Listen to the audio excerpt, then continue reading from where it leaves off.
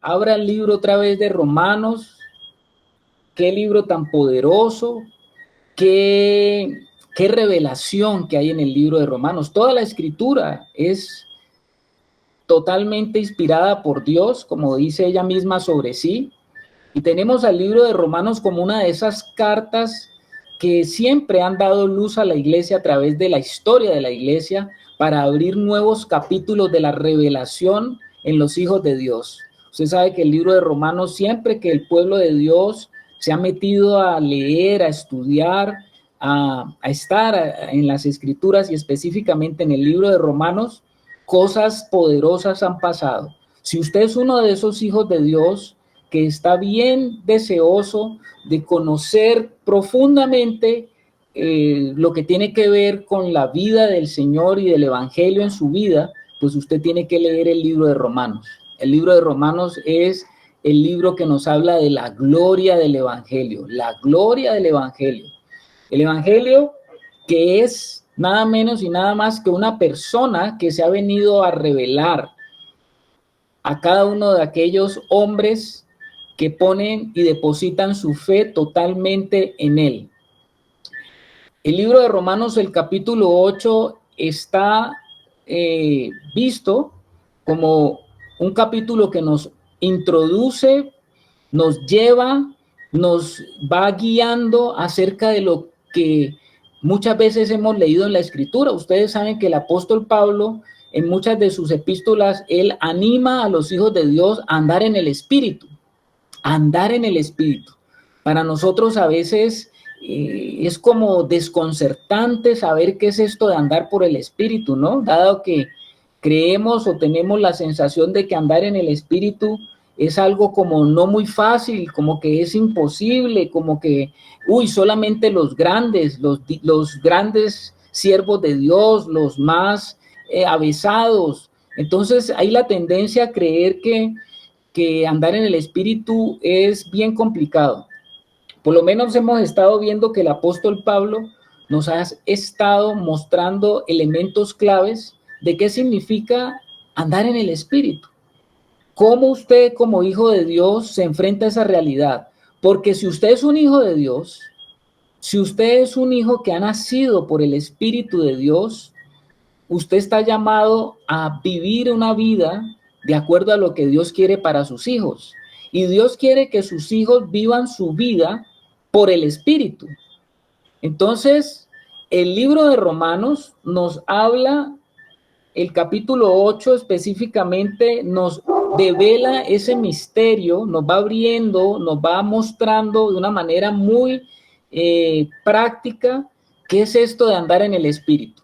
Y habíamos, dentro de las cosas que habíamos tocado, es que la mente nuestra juega un papel muy importante en esto de andar por el Espíritu.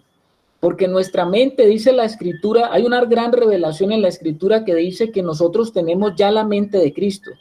No que vamos a tener, sino que ya tenemos la mente de Cristo. Y si tenemos la mente de Cristo, tenemos esa poderosa herramienta para comenzarnos a enfocar en aquellas cosas que Dios quiere que nos enfoquemos. Si no tuviéramos la mente de Cristo, no podríamos descubrir al Señor, no podríamos entender al Señor, no podríamos entender las cosas de arriba. Estaríamos totalmente alejados, limitados o incapacitados para entender las cosas de arriba. Hoy vamos a estar en los versículos 12 en adelante. Pero voy a leer el versículo 11, que fue donde nosotros quedamos la anterior oportunidad de estas enseñanzas. Y vamos a leer desde el versículo 11. Voy a recordar solamente algún aspecto de este versículo 11 para que nosotros nos sintonicemos con la enseñanza de esta noche. Fíjense ustedes lo que dice el versículo 11, mis hermanos. Dice, y si el Espíritu de aquel que levantó de los muertos a Jesús mora en vosotros, el que levantó de los muertos a Cristo Jesús, vivificará también vuestros cuerpos mortales por su espíritu que mora en vosotros. Tremendas palabras reveladoras del apóstol Pablo. Pablo está diciendo que hay un condicional, está colocando una condición. Mire qué dice. Él dice, y si el espíritu de aquel que levantó de los muertos a Jesús mora en vosotros. Es que si no mora el espíritu, ¿sabe qué pasa si no mora el espíritu de Dios en nuestras vidas? No somos cristianos. Usted podría ser un buen religioso, podría ser un hombre entregado o devoto a una religión, inclusive podríamos hablar de religión cristiana, podría ser un asistente a reuniones, podría ser alguien que quiere estudiar la Biblia, podría ser alguien que está involucrado en algún grupo donde se reúnen otros cristianos a orar o a meditar en las escrituras, pero si usted no tiene el Espíritu de Dios dentro de usted, usted no es catalogado como un hijo de Dios. ¿Cómo le parece a usted? Si usted no tiene el Espíritu de Dios dentro de usted, no podría ser catalogado como un cristiano. Podría ser catalogado como cualquier otra cosa, pero menos como un cristiano. Un cristiano es aquel que se arrepintió, creyó, invocó el nombre del Señor, creyó en Él, creyó en su muerte, creyó en su resurrección, creyó lo expresado en el Evangelio. Es una persona que ha decidido entregar su vida a Él y que le ha pedido a Él que venga a su vida. Esos son los como requisitos que nos habla la misma escritura para saber que nosotros somos hijos de Dios. Eso lo dice la escritura, ¿no? Allá en Juan dice eso. Juan, el apóstol, allá en Juan 1, dice, a todos los que le recibieron, a los que creen en su nombre, a ellos se les ha dado la potestad de ser llamados hijos de Dios. Entonces Pablo está diciendo aquí, y si el espíritu de aquel que levantó de los muertos, porque ¿quién fue el que levantó de los muertos a Jesús? El espíritu que estaba en él. El espíritu de vida levantó a Jesús de los muertos. Y ese mismo espíritu que pudo romper el Espíritu Santo rompió el imperio de la muerte en Jesús, porque la muerte no pudo retener a nuestro Señor Jesucristo. ¿Quién puede hacer eso, hermanos? ¿Quién puede vencer la muerte? ¿Qué hombre ha podido vencer la muerte? Han habido muchas religiones.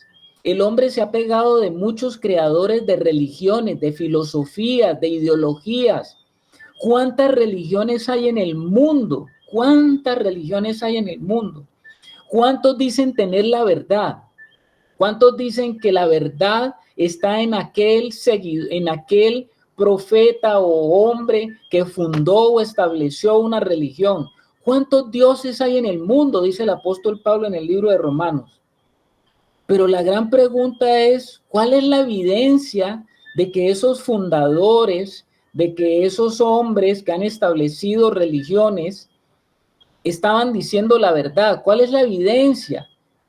¿Cómo usted puede saber si un hombre de esos, un fundador de una religión, llámese Mahoma, llámese Buda, llámese Lao Tse, llámese el que sea, fundador de cualquier religión, cuál de esos iluminados que han fundado religiones, sectas, que dicen tener la verdad, cuál de ellos al final pudo demostrar con hechos verificables, contundentes, que lo que ellos dicen que era la verdad es así.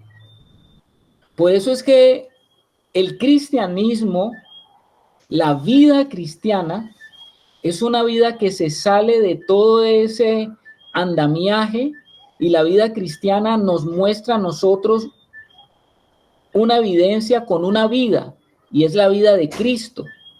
Porque Cristo Jesús, nuestro Señor, dice que nos da evidencia de su resurrección. Resucitó dentro de los muertos. La tumba de Cristo está vacía. Y si Cristo resucitó, como dice Pablo, tenemos confianza, porque también dice Pablo, si Cristo no hubiera resucitado, vana sería nuestra fe. Seríamos los más dignos de conmiseración. La muerte de cientos y de miles de hijos de Dios sería una trama innecesaria. ¿Por qué todos y muchos estuvieron dispuestos a dar su vida, a derramar y a entregar su vida en sacrificio por una mentira?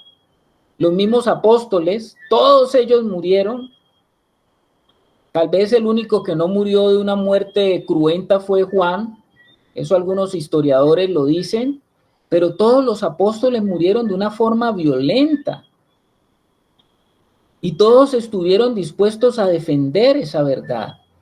Y la verdad estaba cimentada, y la predicación del evangelio siempre en ellos, en los apóstoles, estaba llena de la resurrección. Porque como dice Pablo, si no hubiese habido resurrección, vana sería tu fe y mi fe. Si Cristo no resucitó, no habría ninguna diferencia con cualquier otro fundador y creador de cualquier religión. No habría diferencia. Pero la resurrección es la clave de la vida en el Señor, de la vida cristiana, porque el espíritu de vida fue el que levantó a Cristo de entre los muertos.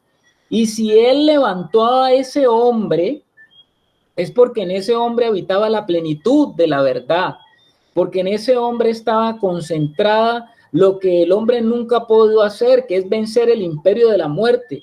Pero gloria al Señor que en Jesucristo se venció el imperio de la muerte. Y ahora entonces hay un hombre arriba en los cielos sentado a la diestra del Padre. Es un hombre que está sentado a la diestra del Padre.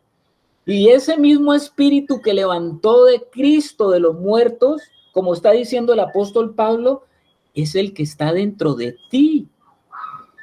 Es el mismo espíritu que está dentro de ti, hermano, porque ahora tú te has convertido en morada. Morada es un lugar de habitación. Si tú has recibido el espíritu, dice Pablo, es que si lo has recibido, debes entender que ya es una morada. No dice que es una habitación solamente, dice que es una morada. Morada es un lugar de residencia permanente. Porque si tú tienes al Espíritu de Dios dentro de ti, no estamos hablando de un lugar donde uno va a pasar vacaciones. No es un lugar donde tú vas y pernotas algunos días. Lo que la Biblia nos está diciendo y Pablo nos está aclarando es que si el Espíritu de Dios está en ti, te has vuelto en una morada eterna. Te has convertido en una morada eterna. Te has convertido no en una casa o en una tienda provisional, no en un tabernáculo. Te has convertido en un verdadero lugar donde Dios ha venido a querer vivir y habitar contigo por la eternidad. Eso sí que nos da seguridad, eso sí que nos da confianza, porque eso nos pone a nosotros en esa realidad que la Escritura nos dice de que Dios ha venido y ha descendido a habitar en los hombres. Eso tampoco lo plantea ninguna religión. Búsquelo. Busque cuál religión habla de que de que ese Dios que se promulga ha venido a habitar. Siempre los dioses que planean o plantean las religiones están muy fuera, muy lejanos. A no ser las religiones que digan que el mismo Dios es usted, porque esa es la otra cara de la moneda, que usted se vuelve el Dios. Pues no, ese no es el planteamiento de la vida del Señor. La vida del Señor dice que Dios ha decidido bajar a morar y establecer una morada. Y si el espíritu de aquel que levantó de los muertos a Jesús mora en vosotros, si es que ese espíritu está en ti, el que levantó de los muertos a Cristo Jesús, vivificará también vuestros cuerpos mortales por su espíritu que mora en vosotros. Uno parece que es redundante lo que está diciendo Pablo. Sí que redunda, pero es necesario que redunde Pablo para que nosotros tengamos claro lo que nos quiere comunicar el Señor. El Señor nos quiere comunicar, afianzar, enraizar en esta verdad, que si el Espíritu de Dios está en ti, cada paso de vida que tú estés dando en esta tierra día tras día, nos habla de que tú estás siendo vivificado. Estamos hablando no de cualquier vida. La vida biológica es una vida que va en retroceso. La vida biológica sigue un desarrollo de lo que se conoce en estadística como la campana de Gauss. ¿Ustedes han oído de la campana de Gauss? La campana de Gauss es una gráfica es una gráfica como un sombrero que nos habla de cómo las cosas van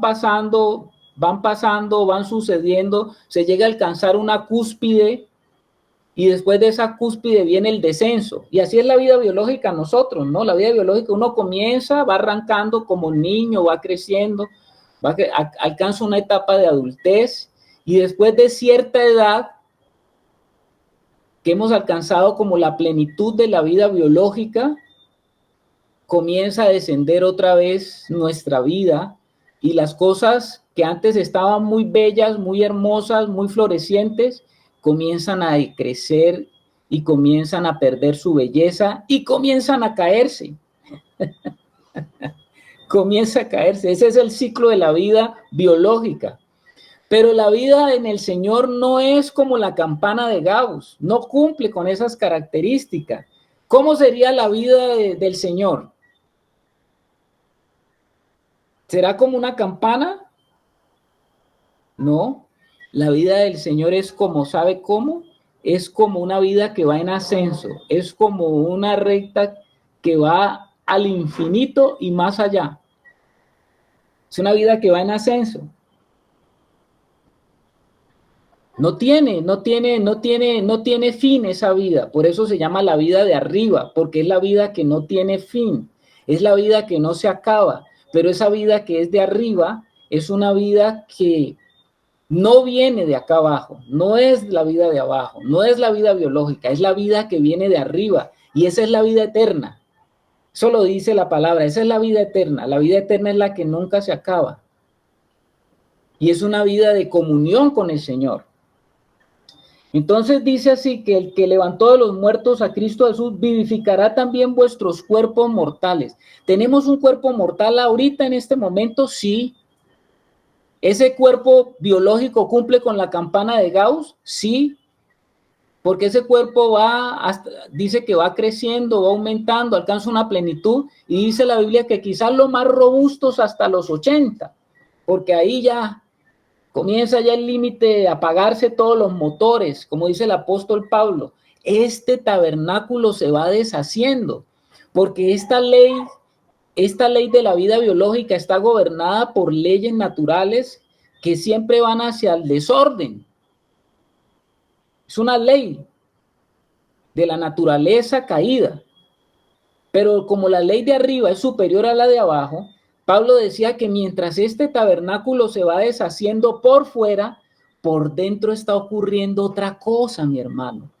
Dentro de usted, dentro de su vida, que está el hombre interior, dice que ese hombre se va renovando.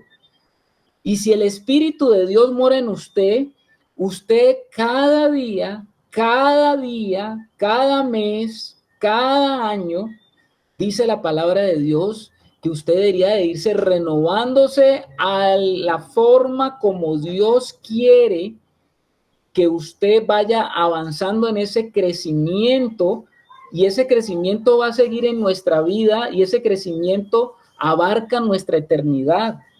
Tiene repercusiones eternas nuestro crecimiento acá. Y entonces esto nos da a nosotros una confianza de decir, bueno, lo que nos da el Señor, lo que nos permite el Señor es una ganancia, una verdadera ganancia. Algo que ganamos y no perdemos. Algo que ganamos y no perdemos. Si usted mora y si el Espíritu de Dios mora, aún este cuerpo mortal, que un día va a quedarse acá abajo, que un día va a ser sepultado, aún este cuerpo mortal, mientras el Espíritu de Dios está en nosotros aquí, unido a nuestro espíritu, va a permitir que este cuerpo siga siendo vivificado, y aun que este cuerpo quede en tierra, un día, dice la palabra de Dios, que un día este cuerpo será recompensado con una gloria venidera, y esa gloria tiene que ver con todo lo que tú has ganado. O sea, nada de lo que tú has ganado en el Señor aquí en esta tierra se perderá, sino que aún este cuerpo un día será levantado y será transformado y revelado. Se va a revelar lo que verdaderamente había dentro de nosotros. A ver, el hermano Alexander. Es uno de los tantos que tiene la escritura que nos dice que ese espíritu que caminó con Jesús en el tiempo de él es el mismo que ahora mora en nosotros, porque aquí pues de forma clara, ¿no? Dice que ese espíritu que levantó de los muertos a Jesús, si ese espíritu que levantó de los muertos a Jesús mora en nosotros, pues dice que tras de que nos vivifica, pues también nos levantará, ¿no? Esos cuerpos mortales, ese espíritu que mora en nosotros lo levantará, y es el mismo que anduvo en Cristo. Amén. Así es, hermano. El mismo espíritu que levantó a Jesús es el mismo que te levantará a ti también.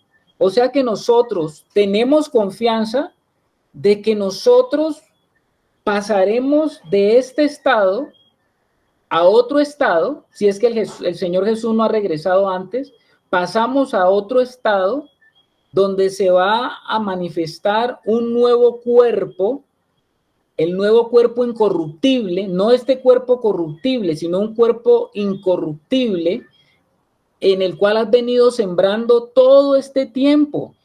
Mientras tú estés aquí en esta tierra, cada año que cumples es la oportunidad de que sigas sembrando en ese cuerpo, mi hermano. Cada año que usted le celebran el cumpleaños o que usted se celebra el cumpleaños, dele gracias a Dios porque es la oportunidad para que usted haya seguido sembrando en lo que va a ser su morada final. Ahora estamos nosotros aquí trabajando en eso. Estamos con las arras del Espíritu que nos permiten a nosotros saber que si estamos trabajando con el Señor en este momento, en lo que Él quiere que trabajemos, que es en la casa de Él, que somos nosotros, la vida de Cristo en nosotros, mientras nosotros estemos trabajando en ello, usted estará participando en lo que va a ser su futuro cuerpo de resurrección. Y eso lo habla Pablo en 1 Corintios 15, para que usted se dé una pasada por allá. Hermanos, Pablo viene hablando entonces de que el Espíritu de Dios mora en nosotros. Ya lo tenemos claro. Creo que ya entendemos que yo soy morada del Espíritu Santo. Usted es morada, lugar de residencia, lugar de habitación, porque el Espíritu está dentro de usted. Ahora, Pablo, vamos al versículo 12. Vamos a enfocarnos ahora en el 12. Así que, hermanos, o sea, de esta manera, por lo que yo vengo diciendo, porque lo que les vengo explicando es poderoso, ustedes deben de saber algo. Ustedes deben de entender que tener al Espíritu Santo dentro de usted es una gran responsabilidad. Cuando yo me vi la película hace muchos años del Hombre Araña, cuando Peter Parker se confronta con la realidad de que es un hombre que tiene un poder grandísimo, el tío de Peter Parker le dice: todo gran poder exige una gran responsabilidad. Perdónenme ese ejemplo tan burdo, pero es muy caído, pero muy verdadero. Todo gran poder exige una gran responsabilidad. ¿Y qué es lo que Pablo va a decirnos aquí? Usted tiene ese poder. El poder que levantó a Jesús de entre los muertos está en usted. Entonces, como ese poder está en usted, va a decir Pablo allí en el versículo 12, así que, hermanos, deudores somos, no a la carne, para que vivamos conforme a la carne. A ver, ¿qué es lo que está diciendo ahí el apóstol Pablo? Como muchos hermanos han estado en la sala aquí, oyendo hace rato que venimos hablando de la carne y del espíritu en Romanos 8, algún hermano que entienda muy cortito, también nos exprese qué entiende de este versículo 12. ¿Qué entiende, hermano, del versículo 12? Vuelvo y lo leo. Así que, hermanos, deudores somos, no a la carne, para que vivamos conforme a la carne. Hermanos de la sala, cuéntenme a ver, usted que ha permanecido escuchando las enseñanzas, ¿qué es lo que Pablo está diciendo? ¿Qué piensa usted que Pablo está diciendo? ¿Se anima alguien? Bueno, el hermano Javier, muchas gracias, hermano Javier Sepúlveda. Gracias, hermano Carlos. Hermano, pues que no le debemos a la carne nada, sino que lo que le debemos es al espíritu. Como no le debemos nada a la carne, pues no tenemos que hacer cosas de la carne, sino al contrario, al espíritu. ¡Wow! Tremendo. Sencillo pero contundente. Así es. ¿Algún otro hermano se atreve? A ver, Ana Milena. Que nosotros no estamos obligados a hacer lo que la vieja naturaleza nos dice. ¡Wow! Tremendo también lo que nos dice Anita. Sí, señora, gracias. A ver, Alex. A ver, pienso que Pablo aquí lo que quiere es que recordemos cosas que ya nos ha mostrado la palabra anteriormente, que la redención tuvo un precio, o sea, no fue gratuita. El precio que se pagó por nuestro rescate, pues tuvo el precio invaluable de la sangre de Cristo. Entonces pienso que Pablo aquí también está recordando eso, ¿no? Que la deuda la debemos es al Señor, no a la carne. Ok, hermano Alex, muchas gracias. Excelente. Hermano Aldemar. Hermano, más que todo se refiere o explica la relación entre los cristianos y el pecado. O sea que nosotros, prácticamente los creyentes, estamos acá por la gracia del Señor. Por ejemplo, ya en el versículo Romanos 8, 12, 13, mi hermano, ahí explica más o menos lo que quiere decir Pablo. Ok, mi hermano. Así que, hermanos, deudores somos, no a la carne, para que vivamos conforme a la carne. Porque si vivís conforme a la carne, moriréis. Mas si por el Espíritu hacéis morir las obras de la carne, viviréis. Ok, mi hermano. Muy bien, hermano Aldemar. A ver, la hermana Maite de Quito, Ecuador. Carlitos, pues si ya tenemos al Espíritu de Dios que mora en nosotros, esta carne de pecado ya debe estar más que muerta. Yeah. Y en ese proceso vamos. Amén. Bueno, fíjense lo que están diciendo los hermanos, ¿no? Así que, hermanos, dice Pablo, así que, hermanos, ya hemos entendido que el cristiano, el Hijo de Dios, tiene dos naturalezas. En el Hijo de Dios coexisten dos naturalezas. La naturaleza que viene de arriba, la naturaleza que es dada por Dios cuando tú recibiste al Señor, cuando tú llamaste la vida del Señor, cuando tú te arrepentiste, cuando tú creíste en el Hijo de Dios, creíste en su obra, creíste en su muerte, creíste en su resurrección, creíste que Él vino para ti. Lo recibiste, lo aceptaste, dentro de ti se forjó una nueva naturaleza de vida. Esa es la nueva naturaleza, la naturaleza de la vida de Dios que está dentro de ti. Pero debemos saber que todavía tenemos esa vieja naturaleza que corresponde al hombre caído, que nos fue otorgada por nuestro nacimiento biológico, por venir de Adán, porque somos hijos de Adán, somos hijos de hombre y somos hijos del hombre caído también. Y entonces traemos esa naturaleza, tenemos la factibilidad de tener dos naturalezas, diferente al hombre que no tiene a Cristo. El hombre que no nace, que no tiene a Cristo, no ha nacido de nuevo, y si no tiene a Cristo, solamente camina en la única naturaleza que él puede caminar, que es en la naturaleza del hombre caído, en la naturaleza carnal. El hombre sin Dios, por eso es que usted ve tanta cosa, tanta situación, tanta deformación, tanto problema en este mundo, fruto de esa naturaleza que está allí, esa naturaleza que está instigada, manejada, conducida, tiene la cobertura del espíritu de las tinieblas. Pero tenemos ahora la nueva naturaleza. Pero usted es un hijo de Dios, y como usted tiene libre voluntad, en el trono y en el asiento de su voluntad usted puede decidir, y usted decide a quién pone allí, si pone al Señor o se pone usted para conducir la vieja naturaleza. Usted puede tener a Cristo, pero pueda que usted no le ceda ese trono al Señor. Y en el trono lo define, ¿quién define el trono? El trono lo define usted cuando usted decide entregarle ese trono al Señor, dejar que el Señor sea el Señor. Por eso es que el Señor en el Sermón del Monte dice, ustedes me dicen Señor, Señor, pero no dicen que yo soy Señor, pero no hacen lo que yo digo.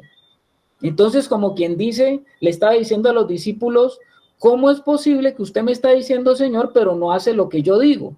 Y puede ser posible que un hijo de Dios, durante mucho tiempo de su vida, él siga sentado allí en ese trono, su naturaleza carnal esté ahí, su yo esté centrado allí en ese trono, y Cristo no sea el Señor. Tal vez Cristo puede ser su Salvador, pero todavía Cristo no es su Señor. Y entonces ahí Pablo está diciendo que nosotros no somos, así que hermanos, deudores somos no a la carne. Cuando se está refiriendo a la carne, se está refiriendo a esa naturaleza que yo les estoy diciendo, que pertenece todavía a la naturaleza caída. ¿Qué es ser un deudor? A ver, ¿qué es ser un deudor? Un deudor es una persona que tiene una obligación de responderle a alguien por algo. Eso es un deudor. Y Pablo está diciendo de que no somos deudores a la carne, porque ahora vivimos inmersos en otra realidad, y es la realidad del reino de Dios, el reino del Espíritu. Y por allá Pablo en Gálatas, si usted le ha puesto cuidado, dice que el cristiano tiene que enfrentar esa realidad que está dentro de él, que es una guerra, y esa guerra se presenta entre los deseos de la carne y los deseos del espíritu. El yo quiero hacer, pero no debo hacer. El no debo hacer, pero termino haciendo. Hay cosas que usted ya sabe que no son, que no le agradan a Dios. Hay cosas en las que usted sabe que no debe participar o no puede participar, pero ahí aparecen deseos. Ahí están deseos todavía. Yo quiero ver, pero no debo ver. Yo quiero oír, pero no debería de oír. Yo quiero tocar, pero no debería de tocar. ¿Y por qué no? Porque yo no puedo prestar mis miembros al pecado. Y entonces está esa lucha entre los deseos de la carne y los deseos del espíritu, porque los deseos del espíritu van por otro lado. Porque el deseo del espíritu quiere tocar lo que es de arriba. El espíritu quiere ver lo que es de arriba. El espíritu quiere oír lo que es de arriba, para poderte infundir la vida de arriba. Pero hay cosas que tú sabes. Hay deseos en tu corazón. Hay motivaciones, hay cosas que te mueven en este mundo. Hay aspiraciones que tú tienes de las cosas de abajo, que están en primer lugar, están más arriba, es por lo cual tú vives. Por eso se llaman motivaciones. Las motivaciones son motivos, los motivos por los cuales tú te levantas cada día a enfrentar este mundo. ¿Cuáles son los motivos por los que tú enfrentas este mundo? De pronto tus motivos son tener esto, alcanzar esto, llegar a hacer esto. De pronto esos son tus motivos. Pero el Señor quiere justamente que nuestro corazón sea enfocado otra vez en lo que tiene que estar enfocado. Que tus motivos, que tus deseos, que tus anhelos correspondan a los motivos, a los deseos y a los anhelos de Dios. Porque no vivir en los motivos y en los deseos y en los anhelos de Dios es vivir una vida egoísta, centrada en uno mismo. Y vivimos en un engaño porque nosotros pensamos que lo más importante son llegar a cumplir mis deseos, anhelos, sueños y propósitos que yo tengo o que me he planteado o que el mundo me ha planteado, aquellas cosas que me han engolosinado, aquellas cosas que yo las veo como las más valiosas y las más importantes, dignas de alcanzar y de hacer bajo mi propio esfuerzo, bajo ese esfuerzo que se me ha dicho que es necesario para alcanzar las cosas de acá abajo. Y de pronto vivo engolosinado creyendo que esas cosas son el verdadero tesoro. Y el Señor dice, donde está tu tesoro, allí estará tu corazón. Y el Señor lo que quiere es el corazón tuyo para Él. Él quiere capturar tu corazón. El Señor quiere que tu corazón sea llevado, derretido, que tu corazón en su presencia sea anhelante de Él. Que sea un corazón para el Señor. Y hay esa lucha entre esos deseos. Y todos los que están aquí saben que es así. Porque ustedes lo han experimentado. No tengo que decirle mucho. Cada uno ha experimentado eso. Cada uno se estará preguntando muchas cosas. Bueno, ¿y este deseo que yo tengo es de Dios o no es de Dios? Otros ya saben y dicen, no, este deseo que yo tengo, esto no viene del Señor. Así que, hermanos, deudores somos. No somos deudores de la carne. No le debemos nada a la carne en este momento. ¿Sabe por qué no le debemos nada a la carne? Porque ahora lo dijo el hermano Alex y decía, es que tú no te das cuenta qué es lo que ha pasado en tu vida cuando tú recibiste al Señor. Cuando tú recibiste al Señor, ¿usted cree que usted no le costó al Señor nada? Cuando la palabra de Dios habla de un término, Pablo habla del término de la redención. Cuando Pablo habla de que nosotros fuimos redimidos, ese término redención era un término muy utilizado en tiempos de Pablo. Y una de esas expresiones de redención estaba relacionada con aquel hombre que llega a una venta de esclavos. Usted sabe que en tiempo del apóstol Pablo existía la esclavitud y los hombres eran tomados prisioneros a veces y los llevaban a esclavitud y los llevaban al mercado de los esclavos. Y ahí en el mercado de los esclavos, el dueño de ese esclavo ponía precio por ese esclavo. Ponía un precio. Y entonces cuando se llevaban a los esclavos al mercado de los esclavos, comenzaba también una pugna entre quién se llevaba este mejor esclavo, el esclavo mejor dotado, al que se le consideraba más fuerte, al que se le consideraba más hábil, más vigoroso para hacer trabajos duros de campo, duros de servidumbre. Y entonces cuando estaba la gente en el mercado de esclavos, aparecía alguien que decía, yo ofrezco tanto en la pugna, y finalmente al mejor postor, le vendían el esclavo. Y entonces se podía decir que a ese que lo sacó, que pagó un precio por ese esclavo, redimió y rescató a ese hombre de allá de ese mercado.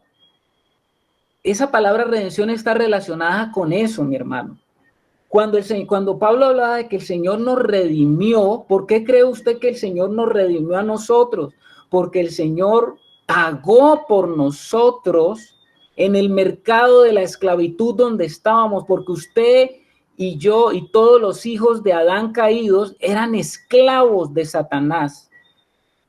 Por eso es que el apóstol dice, fuimos trasladados del reino de las tinieblas al reino de la luz. Pero ese que fuimos trasladados, esa transacción fue una transacción que tuvo un precio. ¿Y cuál fue el precio que tuvo que pagar Jesús por usted, hermano? ¿Cuál fue el precio que pagó Jesús por usted? Jesús por usted pagó con sangre. La sangre fue el precio que pagó Jesús por cada uno de sus hijos. Cada gota de sangre de Jesús representa el pago intercambiable que Jesús hizo. Dio su sangre para que le fueran entregados esas personas que estaban en esclavitud. Por eso es que Pablo dice por allá en el libro de Primera de Corintios o en la epístola a los Corintios, ustedes ya no se pertenecen a ustedes fueron comprados por precio. O sea que como que usted ya no se pertenece a usted mismo. Por eso es que aquí Pablo vuelve a decir, usted ya no es deudor a la carne, porque usted antes vivía, aunque usted pensaba que vivía libre, aunque usted pensaba que era libre, no, señor, usted no era libre, usted no se daba cuenta que era un esclavo. Vivía en esclavitud, vivía sometido al príncipe de este mundo. Pero ahora dice que usted ha sido comprado por precio. O sea que si usted ya fue comprado por precio, es porque se le ha otorgado una nueva vida, una nueva forma. A veces te compraba un mal amo, pero este amo que te compró no te ha comprado para darte mala vida. Él no te compró para darte mala vida. En estas historias que hay de misioneros, todavía hay países donde hay esclavitud. De pronto nosotros no nos damos cuenta de eso, ni las noticias nos hablan de eso, pero hay países en este momento donde existe la esclavitud de niños. Hay una organización, eso lo leí algún tiempo, de hermanos cristianos que tienen y la carga en su corazón y reúnen ese dinero para ir a estos países, y cuando van a estos países van a comprar a esos niños que están en esclavitud. Pagan por ellos. ¿Y sabe para qué pagan? Para darles la libertad. Para eso pagan, para darles la libertad. Y nosotros fuimos niños esclavizados y ahora el Señor pagó para darnos la libertad. Esto es tremendo que lo entendamos esta noche, hermanos. Hermana Janet. Sí, hermano, yo pensaba en este momento, si es solamente, digamos, si solamente se refiere a ese tipo de esclavitud, digamos, que está condicionada a pertenecerle a alguien físicamente, ¿no? Porque pues también en esa vieja naturaleza se es esclavo de muchas cosas, ¿no?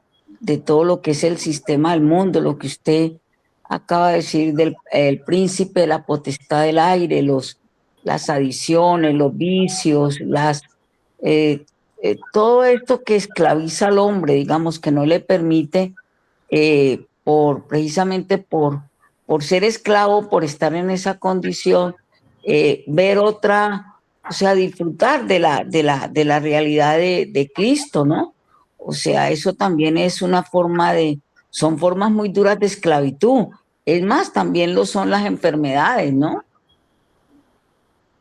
Claro, mis hermanas, mi hermana, hay diversas formas en que se manifiesta la esclavitud. Katy. Hermano, soy Jarito. Aquí bajaron. No, solo añadir allí que la esclavitud que estamos hablando, mi hermano, también añadirle un ingrediente, ¿no? Y es que fuimos esclavos por nosotros mismos. O sea, el Señor viene a pagar un precio que nosotros mismos metimos la pata, hicimos el error. Así es, mi hermano. Así es. Vino a pagar los platos rotos de algo que él no había hecho. pero vino a pagar de todas maneras. Ese es el Señor, ¿no? Y si usted ya tiene entonces la naturaleza de Cristo en su vida, usted fue comprado por precio, usted es posesión de Cristo, entonces lo que está diciendo Pablo es, usted tiene otra naturaleza, oiga, pero esa naturaleza que usted tiene, esa vieja naturaleza, es una naturaleza de ese viejo sistema, de ese viejo orden de las cosas, esa naturaleza que se alía todavía, tiene compinchería con el mundo y con el príncipe de este mundo. Esa naturaleza tiene todavía alianzas, por decirlo así, se puede relacionar, y entonces lo que el apóstol nos va a decir es, usted tiene la posibilidad, hermano, de vivir en cualquiera de las dos naturalezas. ¿En cuál quiere vivir? Pero es que esa naturaleza vieja tiene todavía demandas. Tiene demandas. ¿Y por qué tiene demandas? Porque ella quiere todavía ser satisfecha en cosas que están allí dentro de usted, en esa vieja naturaleza. Hay cosas marcantes, demarcantes, realidades que marcaron tu vida, que necesitan ser satisfechas con demandas. Y ahí es donde aparece lo que dice la hermana ahora, de todas esas cosas que te mantenían esclavos, y estabas esclavo a muchas situaciones y cosas que marcaron tu vida. Y hay cosas que tú haces, hay cosas que todavía quieres hacer, que están allí marcadas, y surgen esos deseos, otra vez, y entonces, bajo esas demandas, el Señor está diciendo, no tenemos ninguna obligación con la carne de obedecer sus demandas. Es lo que está diciendo Pablo. No le debemos nada a la carne. Ya hemos andado demasiado en la carne. Hemos pasado mucho tiempo en la carne. Ya es tiempo entonces de que digamos, necesitamos ese cambio. Señor, permíteme experimentar ese cambio. Permíteme entrar en la realidad de tu espíritu. Quiero comenzar a ver cómo es eso de andar en tu espíritu, Señor, y no andando satisfaciendo los deseos de la carne que está allí. Así que, hermanos, deudores somos no a la carne. No somos deudores a la carne para que vivamos conforme a la carne. Es decir, un hijo de Dios no tiene por qué vivir todavía en el desastre de la vida y de la naturaleza caída. A ver, Anita. Carlitos, de casualidad, ¿tienes ahí esa versión de lenguaje actual en que pudieras leerlo? ¿Leer este mismo versículo? Sí, Carlitos. A ver, déjame ver un momentico. Este es Romanos. Estamos viendo Romanos, el capítulo 8, el versículo 12 de la Biblia. ¿Me dijiste cuál?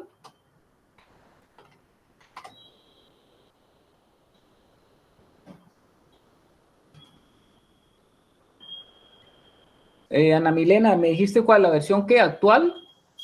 Sí, una que tú has estado leyendo últimamente a veces.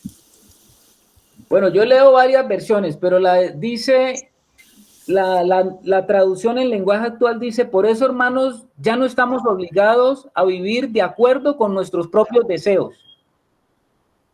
Eso es lo que dice la... Okay. Gracias, Carlitos. Sí, eso lo aclara todavía más. Ajá. Hay otra versión que dice, por tanto, hermanos, tenemos una obligación, pero no es la de vivir conforme a la naturaleza pecaminosa. Otra versión dice, por eso, hermanos, tenemos una obligación, pero no es la de vivir según la mentalidad humana. O sea, mire que todo nos está dirigiendo, todas las versiones están y concuerdan en eso. Así que, hermanos, deudores no somos, ya no somos deudores a la carne. Ya no tenemos ni la responsabilidad ni la obligación de vivir por la carne. Entonces, pregunta para todos los hermanos aquí, si ya no es mi responsabilidad ni mi obligación sostener esa naturaleza, porque esa naturaleza se sostiene a través de satisfacer todos esos deseos, concupiscencias que nacen de esa naturaleza. Si ya no es, entonces ahora, ¿a qué estamos obligados? A ver, Alex. Pues de pronto, antes de tu pregunta, mi hermano, aquí yo veo que en este pasaje, pues hay mucho que tocar, porque dice, deudores somos no a la carne, para que vivamos conforme a la carne. A ver, ojalá me haga entender. Fue por algo que hablé anoche con mi hijo.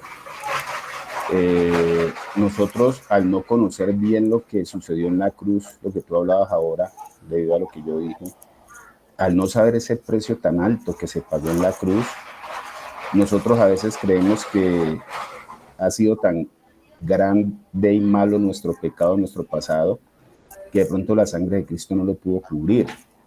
Entonces, en el caminar en el Señor, cuando uno se da cuenta de que la sangre de Cristo no se pisotea, cuando uno se da cuenta que el Señor habla en Apocalipsis de que no se puede ser tibio, que se debe ser frío, caliente, una cantidad de pasajes, que pienso yo que aplica mucho para el hombre que ha caminado ya en el Señor y que ha experimentado esa gracia del Señor. Pues pienso, porque la palabra dice, ¿no?, que entre mucho, al que mucho se le da, mucho se le exige. Pero pienso que muchas personas, pues como el caso de mi hijo, que no ha experimentado mucho la gracia del Señor, pues todo esto de pensar que somos deudores a la carne estanca el crecimiento y el proceso que el Señor quiere llevar. ¿Por qué? Porque pensamos que nuestros pecados son más grandes que la gracia y no nos damos cuenta que la misericordia del Señor es mayor. Pienso que Pablo aquí también algo nos quiere mostrar de eso. No tenemos como muy claro ese valor de la sangre de Cristo, que cuando fue presentada por el mismo Señor Jesús ante el Padre, eso fue lo que hizo que el Padre perdonara todas nuestras transgresiones. Entonces, pienso que sí nos toca, de pronto, pues los que tenemos hijos y poder enseñar un poquito esto, porque muchas personas estancan por eso, piensan que el pecado que han cometido o el pecado que siguen cometiendo al haber nacido de nuevo es más grande que el valor de la sangre y de la redención. No sé si me hice explicar, mis hermanos. Bueno, yo creo que sí te entendimos, mi hermano. El llegar a comprender el valor de la sangre de Cristo, el valor de la sangre de Cristo en nuestras vidas nos ayuda cada vez más justamente a entender de dónde nos sacó el Señor y en qué posición Él quiere que estemos. Levanta la mano la hermana Janet. Bueno, yo no sé, yo considero que tenemos como tres anclas. Las veo de esa manera, como cosas que no nos permiten como el avance hacia el propósito del Señor como Él quisiera y que tienen que ver con eso. Para mí el punto uno es la renovación de la mente, porque la renovación de la mente a través de la palabra sí le permite a uno realmente ir entendiendo más las cosas espirituales, o sea, ir teniendo también una lectura de la palabra menos lineal y, digámoslo así, más espiritual, más celestial, es decir, no quedarme todo el tiempo en la carne, en la tierra, sino mirar realmente lo que el Señor quiere hacer con sus hijos. Y la otra cosa que a mí me parece fundamental es el tema de que yo soy espíritu, o sea, yo tengo la naturaleza, y la palabra dice que el que se une a Dios, un espíritu es con Él, o sea, yo comparto con Él la misma naturaleza, yo fui injertada en Él como parte de ese cuerpo. Entonces a veces nos conectamos más con la tierra, con la realidad que estamos viviendo, que en fe en el Hijo de Dios, con la realidad espiritual, con lo que a donde el Señor nos quiere conducir. Y pues digamos que como que la naturaleza interior de nosotros allí, pues se deja conducir a veces por lo que está diciendo el mundo, por todo lo que estamos viendo, por todo lo que estamos escuchando, pero el Señor también ha dado un marco, digámoslo así, un marco profético para que a través de sus promesas y de su palabra, para que nosotros avancemos. Y pues a ver, yo siento que no avanzamos porque realmente es conectado con la tierra, o sea, hay que avanzar porque si yo tengo la naturaleza que Él me dio, pues puedo avanzar, o sea, puedo ir realmente hacia donde Él me quiere conducir. Y quisiera, creo que es como lo que yo entiendo, y lo digo sinceramente, que quiere el Señor no solamente conmigo, sino con sus hijos en este tiempo. O sea, que no sigamos como en la misma cosita, digámoslo así, sino que ya nos desliguemos de eso. Ok, No sé. hermana. Ok, veamos al hermano Germán. Bueno, buenas noches, hermanos. Estoy escuchando a Janet y Janet tocó un tema muy importante porque nosotros estamos llamados es a levantar la mirada, hablando pues en el plano espiritual, a trascender y a no quedarnos en las cosas de la tierra. Y pueda que lo entendamos muy fácil en la doctrina, pero en la práctica nos rajamos en muchas cosas. Pero el Señor dice en la palabra que tú guardarás en completa paz y armonía aquel cuyo pensamiento en ti persevera porque en ti ha confiado, ¿no? Entonces, es un desafío, es una garantía, más que un desafío, es una garantía que el Señor nos está dando porque Él está poniendo su palabra. Y Él dice, si tú te ocupas de lo que te tienes que ocupar, tú vas a poder comprobar la paz. Pero entonces en este mundo que está gobernado por el príncipe de las tinieblas, él vive constantemente bombardeándonos con pensamientos, con situaciones, creándonos necesidades, como se crean en la publicidad, en un centro comercial, en cualquier parte donde tú empiezas a ver una cantidad de cosas que te empiezan a llamar la atención. Entonces, él nos hace mantener completamente ocupados y no realmente conociendo esta salvación tan grande y apropiándonos de ella, y por eso es que vivimos en esa falta de conciencia de quién es el Señor en nuestra vida, de cuál es el valor del precio de esa salvación tan grande que el Señor nos dio, y por eso es que al final pues todo se queda de pronto como un conocimiento intelectual, pero no una realidad de nosotros, porque estamos más enfocados en lo que nosotros creemos que son nuestras necesidades naturales, y finalmente el Señor sabe, Él dice que busquemos el reino de Dios y su justicia y todo lo demás será añadido, y no podemos comprobar que la verdadera necesidad del hombre espiritual es hacer la voluntad de Dios, como lo dijo el mismo Jesús, mi comida es hacer la voluntad de mi Padre que está en el cielo. Entonces, creo que en eso, y yo soy el primero, que me rajo porque es muy fácil desenfocarnos y estar más atentos del mundo y de las necesidades que el mundo nos crea que la verdadera necesidad de nuestro espíritu, que es permanecer en el Señor. Gracias, hermano Germán. En realidad, dicho una gran verdad, es muy probable que nosotros tengamos muy claro y ya hayamos entendido muchas de las cosas, pero sabemos que en la práctica el Señor tiene que, a través del Espíritu Santo, que confrontarnos con todas estas realidades, porque pueda que lo entendamos, está todavía en la cabeza, pero eso tiene que bajar al corazón, y del corazón tiene que bajar a una experiencia. Una cosa es la revelación y otra cosa es la vivencia.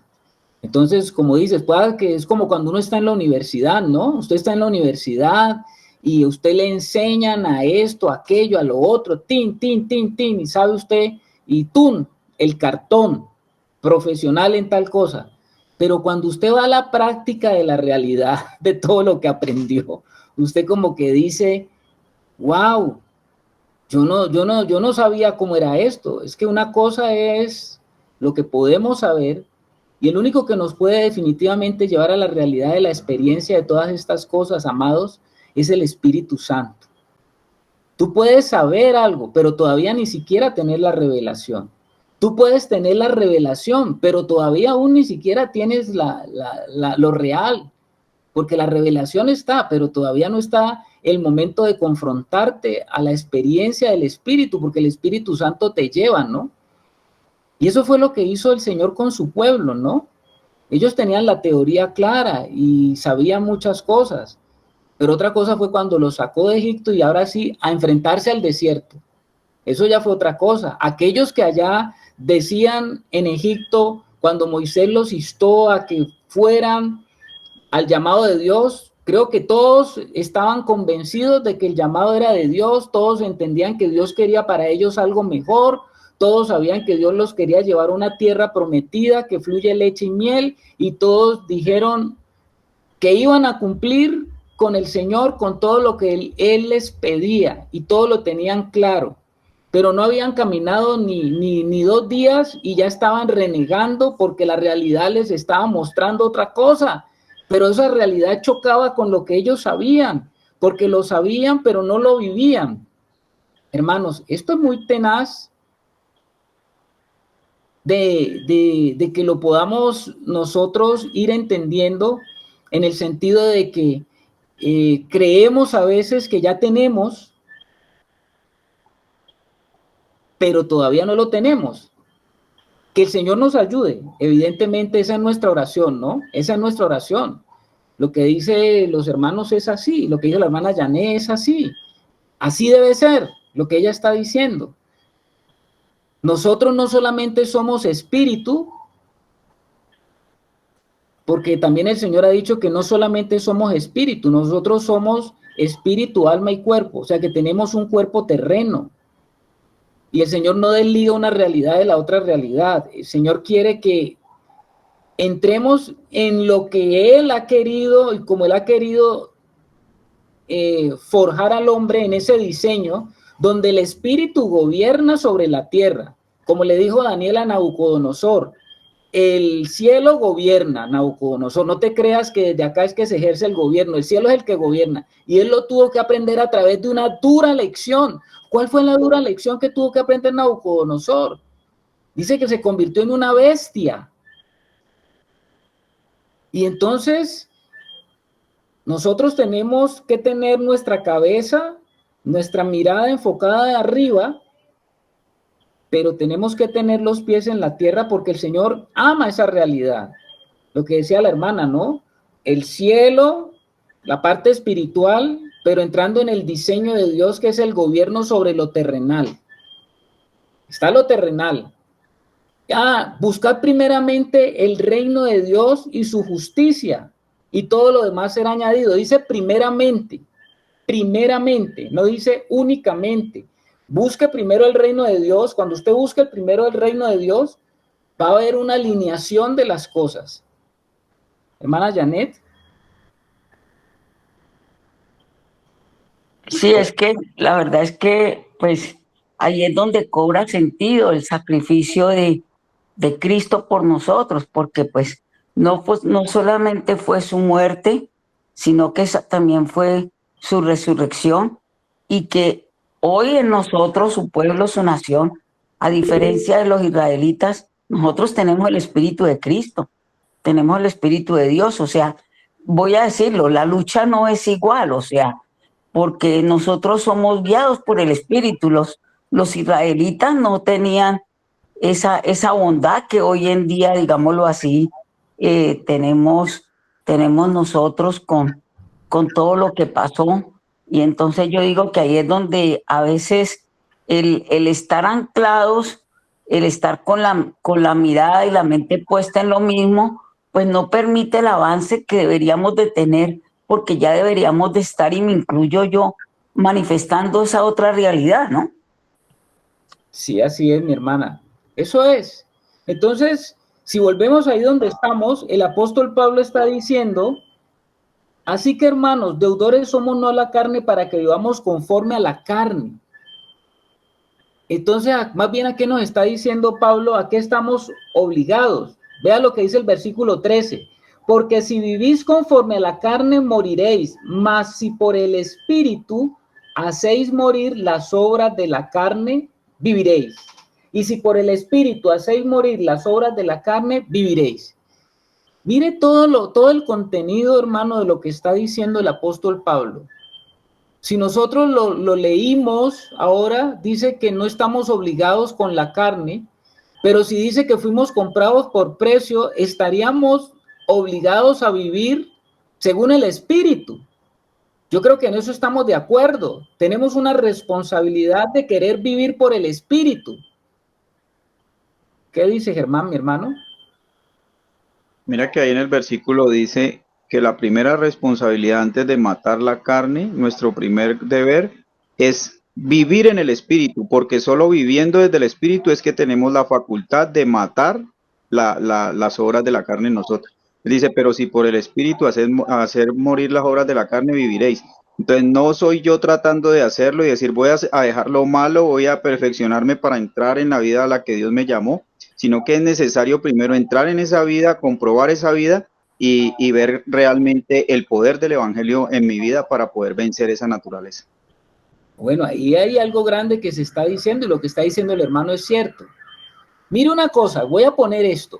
Hay un pensamiento común entre los cristianos y yo conozco a muchos cristianos que tienen ese pensamiento. ¿Qué es lo que dicen muchos cristianos o piensan muchos cristianos? Y eso que piensan esos cristianos se convierte en su realidad de vida. Porque así como pensamos, comienza a ser nuestra realidad de vida. ¿Sabe qué dicen muchos cristianos? Ellos dicen de la siguiente manera: mientras estemos vivos en este mundo, pues vamos a pecar. Otros dicen de la siguiente manera: mientras nos vamos con el Señor, estaremos pecando porque tenemos un cuerpo de pecado. Otros dicen, es imposible dejar de pecar.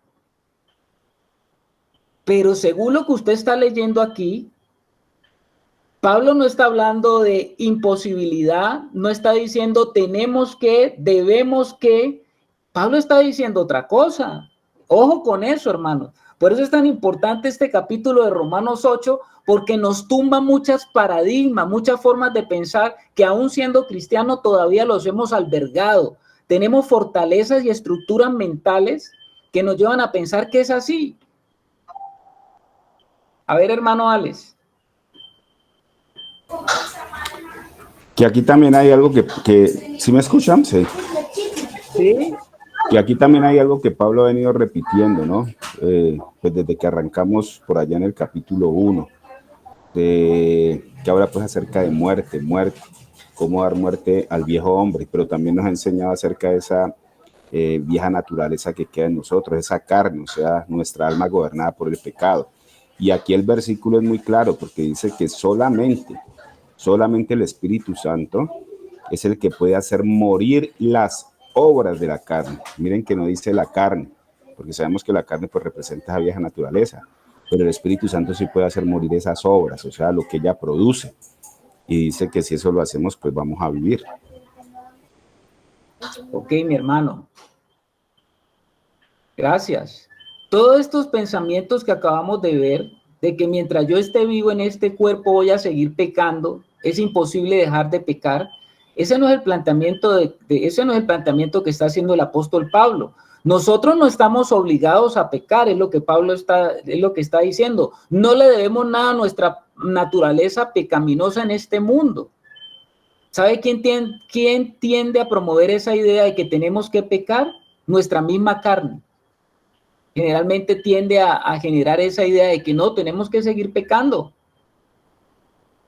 Porque la carne nos está diciendo a nosotros mismos, eso es razonable, que estamos todavía en este cuerpo y este cuerpo no ha sido transformado, entonces es razonable que yo siga pecando, o es razonable que yo atienda mis deseos todavía porque no soy perfecto, o estoy en este mundo caído y todavía debo de satisfacer esos deseos, y así sucesivamente, mi hermano. O sea, que no nos dejemos engañar. La palabra de Dios dice que no le debemos nada a nuestra naturaleza pecaminosa, no tenemos por qué vivir según sus deseos y sus exigencias interminables. Yo creo que debemos optar más bien por creer en la palabra y no lo que nos dice nuestra propia carne. La palabra de Dios dice que la fe viene por el oír y el oír por la palabra de Dios. O sea que deberíamos de tener la fe suficiente para declarar una guerra total contra esa naturaleza que es mentirosa, que se quiere levantar y decirnos y hacernos convencer de que yo ya soy un infeliz, ya no puedo, el pecado me va a gobernar, mi incredulidad me tiene que dominar, mi duda me domina, mi incredulidad me domina, mi falta de fe me domina. No, eso no es lo que está diciendo el apóstol Pablo. El apóstol Pablo dice que en la medida que le creemos al Señor, creerle al Señor es comenzar a alinearse con el Espíritu. Y cuando usted se alinea con el Espíritu, dice que cuando usted está alineado con el Espíritu es que hace morir las obras de la carne. No es que yo le dicte una guerra a la carne desde la misma carne, ¿no? Desde mi mismo yo querer pelear con la carne. No vas a vencer, eso te lo puedo asegurar, no vas a vencer. Ahí está el drogadicto, la persona enredada que conoce al Señor, y entonces él cree que la cuestión es declararle una guerra. Yo voy a dejar de hacer esto, ¿Cuántas promesas hace una persona que está en un vicio? ¿Cuántos hombres maltratadores no le prometen a la mujer, no le voy a volver a tocar un pelo? ¿Cuántos hombres dijeron, no volveré a tomarme la próxima copa de trago? ¿Cuántos no dijeron, este es el último cigarrillo? ¿Cuántos no dijeron, esta es la última vez que yo voy a hacer esto que acabo de hacer? Y lo sigue haciendo, porque lo tratan de hacer desde su propia fuerza. Pero Pablo lo que nos está diciendo es, comience a entrar en el Espíritu, comience a creer lo que la palabra de Dios dice sobre usted, alíñese con el Espíritu y deje y permita que el Espíritu Santo lo lleve a la victoria de Cristo en su vida. Comience a entender lo que dice la palabra de Dios. Con Cristo estoy juntamente crucificado, ya no vivo yo. Quiero que ustedes en esta noche tengan esta idea clara. No hay pecado en nuestra personalidad que no podamos vencer por medio de la vida del Señor Jesucristo que está en nosotros. Vuelvo y te lo repito. No hay ningún tipo de pecado, por poderoso, por fuerte, por lo que sea, en nuestra personalidad que no pueda ser vencido por medio de la vida del Señor Jesucristo. Ahora, uno dice, bueno, ¿y por qué dice usted eso, hermano? El Señor lo está proclamando desde el inicio. Cuando usted lee Génesis, allá en Génesis, el Señor le dijo algo a Caín, y esa es la norma del Señor para el pecado. ¿Qué es lo que le dijo el Señor a Caín allá en Génesis 4? ¿Se acuerdan ustedes, hermano? Si bien hicieres, el pecado no se enseñoreará de ti. Si bien hicieres, no serás enaltecido, y si no hicieres bien, el pecado está a la puerta. Con todo esto, a ti te será su deseo, y tú te enseñorearás de él, y tú te enseñorearás de él, y tú te enseñorearás de él. Tenga eso presente. ¿Qué es enseñorearse? ¿Eso no le suena a usted a vida de reino? ¿Eso no le suena a usted el reino de Dios se ha acercado a su vida? Enseñorearse es tener reinado, es tener autoridad sobre algo. ¿Y a qué has sido llamado tú como hijo de Dios? ¿A qué has sido llamado, hermano? Has sido llamado a ostentar un reino. Pero tú creías que ese reino en qué consistía, en tener propiedades, carro, casa, beca, finca. El reino no tiene nada que ver con eso. El reino tiene que ver con un estado de autoridad, de vida. Hermano Germán. Es que el evangelio, pues, distorsionado, termina desenfocándonos del verdadero propósito espiritual, porque tiene mucho poder y mucha fuerza aquello de que, y es utilizando la misma palabra, ¿no? Que dice que nosotros somos cabeza y no cola. Entonces, de que el cristiano está llamado, pues, a ser, pues, exitoso en el mundo y a imponer, pues, que mostrar que porque tiene al Señor, entonces tiene que caminar por encima de todos los demás. No quiere decir por eso, pues, de que el que esté en un puesto de gobierno o esté pues en una condición que para el mundo sea también buena, sea malo, ¿no? Sino que donde esté nuestro tesoro, ahí es donde estará nuestro corazón. Amén, hermano. En esa guerra que se está librando, en esa guerra es que el Espíritu Santo nos guía. El Espíritu Santo nos redime de la mano del enemigo. El Espíritu Santo nos va mostrando en esas jornadas de la vida cómo es que tenemos que ir venciendo y luchando contra todas esas situaciones que pertenecen a la naturaleza pecaminosa. Pablo dice que si elegimos vivir conforme a nuestra naturaleza pecaminosa, ¿qué va a pasar si vivimos por la naturaleza pecaminosa? ¿Qué pasa si vivimos conforme a la carne? A ver qué dice. Moriremos. Moriré. Moriremos. Oiga, pero ¿qué está diciendo Pablo? Pablo dice que si elegimos vivir conforme a... Él le está hablando a cristianos, él no le está hablando a inconversos, pero él le está diciendo a los cristianos, si es que elegimos vivir conforme a nuestra naturaleza pecaminosa, moriremos. Pablo nos está hablando de una muerte. Nosotros sabemos que la paga del pecado es la muerte, y la muerte comenzó en el espíritu de Adán. Nosotros podemos ir perdiendo la vida que nos fue dada, vamos perdiendo la posibilidad de que nuestro cuerpo mortal se llene de la vida de Dios. Nosotros no fuimos diseñados para andar por la carne. ¿Qué es andar por la carne? ¿Sabe qué es andar por la carne? Ser humanos del tipo del primer hombre. Te lo repito, nosotros no somos llamados, no fuimos diseñados para caminar porque esa naturaleza no era la naturaleza con la que Dios creó al hombre. Y si andamos por la naturaleza, si andamos en la carne, andamos como humanos del primer hombre. Y ese no fue el diseño de Dios para sus hijos. El humano adámico es un hombre que se identifica con la muerte. El humano adámico es un humano que se identifica con la separación. Si nosotros perseveramos en lo del primer hombre, la separación de Dios llegará a ser una realidad eterna, porque el hombre que peca no puede estar en la presencia de Dios.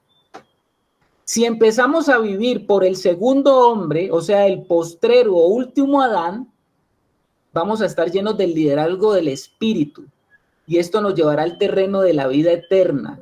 Somos hijos de Dios, seres humanos guiados por el Espíritu. El resultado de ceder a los deseos de nuestra naturaleza pecaminosa, ¿sabe qué pasa? Si nosotros seguimos cediendo a nuestra naturaleza pecaminosa, pérdida de poder. Los santos no gobiernan. Los santos no pueden entrar en esa realidad y autoridad de vida espiritual que se llama reino. El reino de los cielos estará distante. No es una realidad esto de reino, porque reino nos habla de autoridad, reino nos habla de gobierno. Y si usted está siendo dominado por su carne, usted no está experimentando la vida del reino. Esa constante y diligente tarea de dar muerte a las obras de la naturaleza pecaminosa da como resultado una mayor autoridad y poder de gobierno. ¿No le parece eso sensato?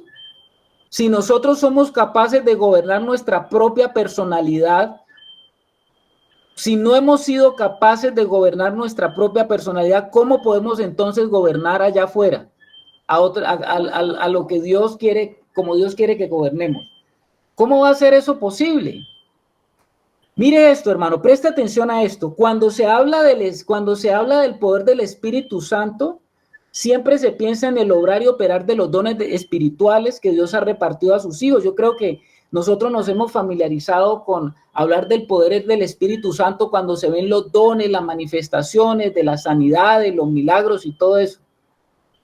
El mundo del cristianismo carismático está muy lleno de hablar del poder del Espíritu Santo desde ese enfoque. Sin embargo, voy a decirle algo esta noche. Apúntelo allí, apúntelo si está apuntando. El poder del Espíritu está más ligado al mover de la poderosa transformación interna que un hijo de Dios debe comprobar. Se lo repito, el poder del Espíritu Santo está más ligado al mover de la poderosa transformación que un hijo de Dios debe comprobar por sí mismo. ¿Qué dice, hermano Alex? Pues yo veo, mi hermano, que aquí lo que el Señor nos está permitiendo esta noche a través de lo que la palabra nos enseña y lo que tú mismo has dicho, el Señor nos está llevando a que la lucha con la carne es infructuosa, o sea, no vamos a poderla vencer. Y eso lo vemos por allá en el libro de Josué también, en representaciones cuando Josué empezó a conquistar la tierra prometida. El Señor le advertía que no fuera a enfrentar esas naciones en su fuerza porque eran mucho más grandes que ellos. Entonces aquí lo que estamos viendo es eso, ¿no? Como Pablo dándonos a entender que el tratar de luchar con la carne, porque si es conforme a la carne vamos a morir, o sea, no hay una forma de poder vencer la carne en nosotros, pero si por el Espíritu hacemos morir esas obras de la carne, viviremos. O sea que nos está como diciendo, mire, no se pongan a enfrentar lo que no pueden enfrentar. ¿Qué es lo que nos ha dado el Evangelio? Conocer a Jesús. Conocer a Jesús, vivir a Jesús, y Él mismo se encarga, porque es un mundo espiritual que no conocemos, o sea, todo lo que se mueve en ese ambiente nos queda muy difícil en nuestras propias fuerzas o en nuestra propia capacidad poder enfrentar todas esas cosas espirituales que están. ¿Quién es el único que lo puede hacer? Eso es a lo que nos está llevando Pablo a través de vivir pues en el espíritu y hacer morir esas obras, porque es imposible en la carne hacerlo. Recapitulo lo que estás diciendo. En mi fuerza yo no puedo vencer a la carne, pero en el espíritu sí puedo vencer a la carne. La carne es vencida cuando yo decido andar en el espíritu. Cuando decido someterme al espíritu, porque creer es decidir, finalmente es obedecer lo que el Señor me está diciendo. Y en esa medida se van venciendo las cosas. Si yo comienzo a entrar en la obediencia del Señor, y esa obediencia a veces es dolorosa, y eso es dolorosa porque hay una cosa que quiere hacer y yo digo no en el espíritu porque el espíritu me está diciendo que no. ¿Hay quienes es Harold o Katy? Sí, mi hermano Jarito, complementando lo que dices, creo que ahí es donde está la deuda, ¿no? Porque el Señor nos está capacitando y nos ha entregado todo para que podamos vencer en el Espíritu. Entonces ya somos deudores al Señor cuando no hacemos lo que Él nos pide en el Espíritu porque ya lo podemos hacer. Amén, amén. Él nos capacita, Dios no nos pide nada que no estemos capacitados, para hacer. Él pone tanto el querer como el hacer. ¿Y dónde está ese querer como el hacer? En el espíritu. Ahí está ese deseo que está surgiendo. Y aquí está el espíritu que te dice no. Y te dice por qué no. Entonces yo decido no o sí. ¿Y cuál es el deseo del espíritu? Búscame a mí. Mientras estás con ese deseo, comienza a buscarme a mí, métete en mí, ven a refugiarte en mí, que mi deseo te va a librar de ese otro deseo. Pero el deseo es muy fuerte, ese otro deseo de la carne es muy fuerte. Persevera en mí, mantente en mí, está en mí, clámame a mí, clama a mí, yo te responderé y estate allí, aparcado allí, en el Señor. ¿Sí me hago entender, hermanos? Espero que sí lo podamos estar entendiendo en este momento. Nosotros sabemos que nuestra seguridad se halla en el Espíritu Santo. El camino es que debemos estar completamente dispuestos a ser guiados, enseñados, tener temor de ceder al terreno de la carne y comenzar a confiar en que el Espíritu sí puede llevarnos a estar fortalecidos frente a ese otro deseo. Así como la carne anteriormente llenaba cada aspecto de nuestra vida, ahora debemos permitir y comprobar que el Espíritu Santo también nos puede llenar. Por eso es que se habla de la llenura del Espíritu Santo. Cuando yo estoy lleno del Espíritu, les pregunto, si yo estoy lleno del Espíritu Santo, ¿yo puedo ceder ante el deseo de la carne? Si yo estoy lleno del Espíritu Santo. No, Señor, no. Amén. Si yo estoy involucrado y estoy lleno del Espíritu Santo, ¿podré ceder a lo que la carne me está demandando? No, porque yo estoy totalmente fortalecido por el poder del Espíritu. Lo que pasa es que la mayoría de nosotros, si vamos a ser sinceros, tendemos más a estar en la carne que en el Espíritu. Nuestros días, nuestras rutinas, nuestras formas todavía de pensar, del hacer, a veces nos siguen conduciendo a la misma calidad de vida que vivíamos antes. Pero el Señor te pone los deseos, pero cuando el Señor te pone los deseos, ya sabes qué pasa. Ay, no, no obedezco. Ay, no, qué pereza. Ay, no, mejor me quedo otro rato acá. No, mejor yo veo esto. Hermano. Ahora, hace un rato hablabas de que de pronto en el mover carismático de la iglesia actual se hace como mucho énfasis en esos dones del Espíritu, pero como en esas manifestaciones externas, que claro que están en la palabra y claro que tienen el aval del Señor, pero hay un propósito mucho más grande que las sanidades físicas, ¿no? Y que es realmente nosotros entrar que la salvación sea algo completo en nosotros, que no nos quedemos solamente con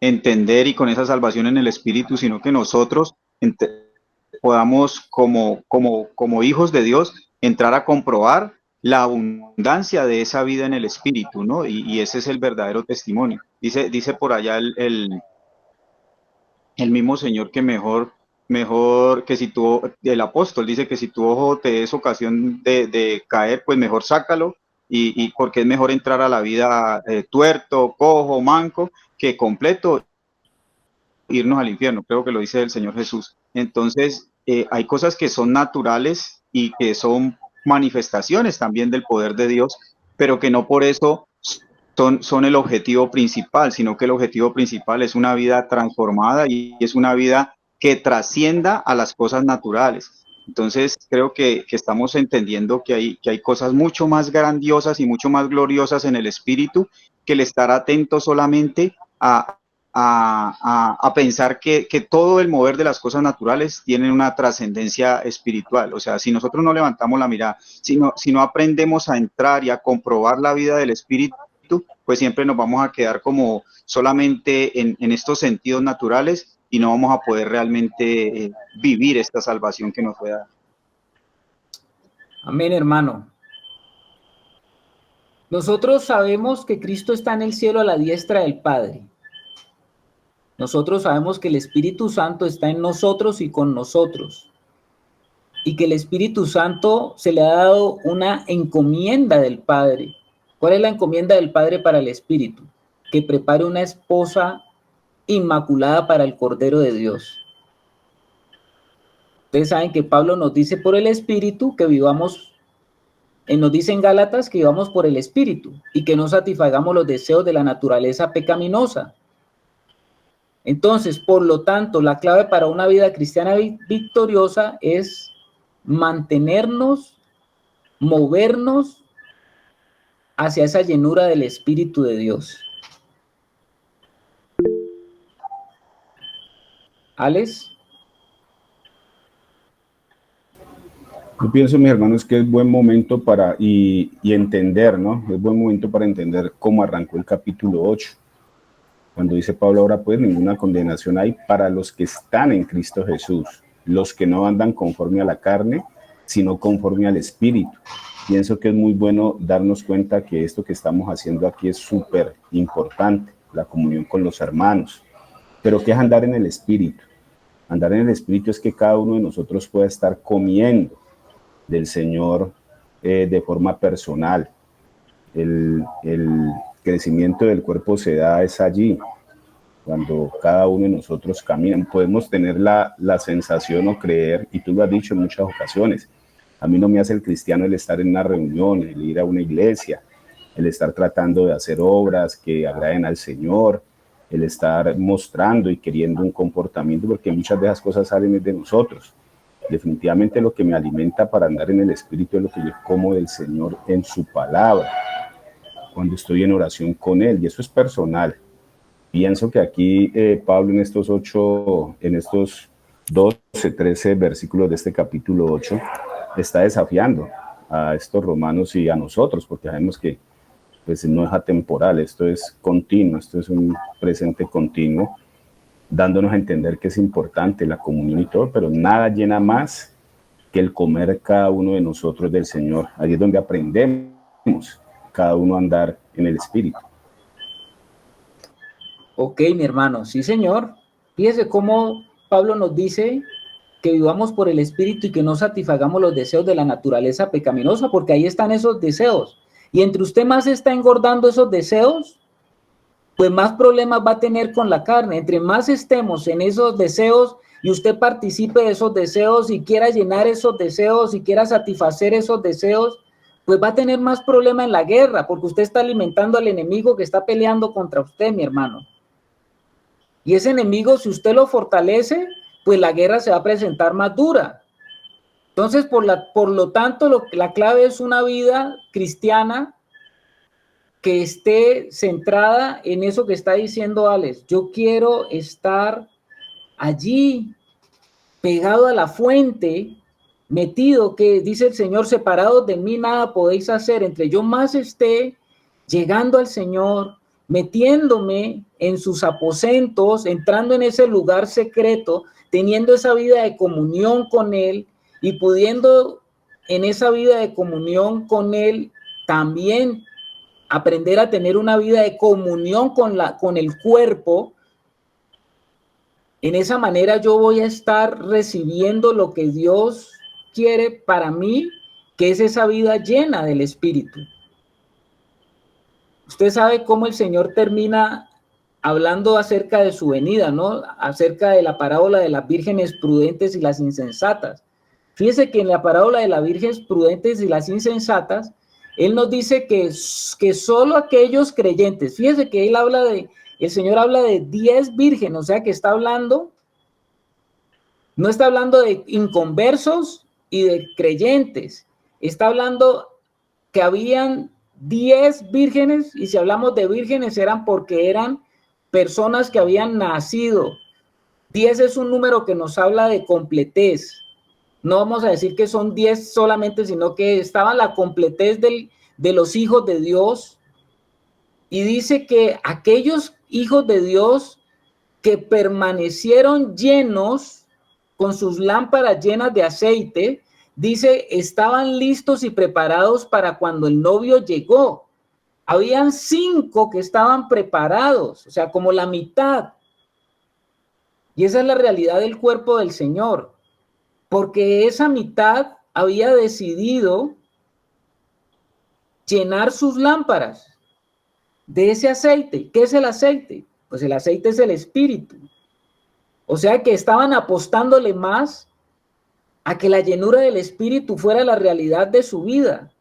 Aquellos que esa realidad les permitía, la esperanza de la venida del Señor, les permitía a ellos cada día estar purificados, de no querer estar contaminándose ni estar alimentando las obras de la carne, sino que ellos querían estar más bien unidos al Señor, disfrutando de su vida, pidiéndole al Señor que los llene.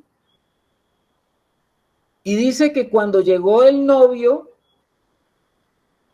o sea, las que tenían las lámparas encendidas salieron a recibirlo y él las recibió. Mientras tanto, las vírgenes insensatas dice que salieron a buscar aceite. No era que ellas no es que no fueran cristianas, eran cristianas, fueron a buscar aceite, hermano, esto es tremendo. Y cuando ellas volvieron, ¿qué fue lo que encontraron? Dice que la puerta se había cerrado, la puerta estaba cerrada y no se les abrió. Esto nos debe poner a pensar. No es que el Señor esté diciendo que usted puede perder la salvación, porque lo que Él le ha dado nunca le quita, pero sí hay algo que sí puede perder, porque si la puerta se cerró es porque el que queda afuera va a perder algo. Yo no sé si esto está de pronto removiendo un poquito tu forma de escatológica y tu forma de ver la vida del Señor, porque a nosotros se nos ha dicho siempre salvos y listo, todos vamos para allá, Todos vamos para allá. Le dejo ese interrogante esta noche. Porque dice, yo no estoy hablando de que perdieron la salvación, perdieron la entrada a algo, a participar de algo. Y ese algo es grande, porque no tuvieron la posibilidad de entrar a tener y a disfrutar de las bodas con el novio. ¿Cómo le parece a usted? Le dejo a usted esa incógnita allí para que le estemos preguntando al Señor, porque nosotros no podemos vivir un cristianismo light. O sea, sí, lo único que me importa es que yo ya recibí al Señor y ya, como alguien decía, a mí que yo esté allá, aunque sea barriendo en los corredores del reino de Dios, eso me importa nada más. ¿Será así? ¿Será así? Hay alguien que se le cerró la puerta, las vírgenes insensatas no entraron, algo perdieron. Hoy no sé si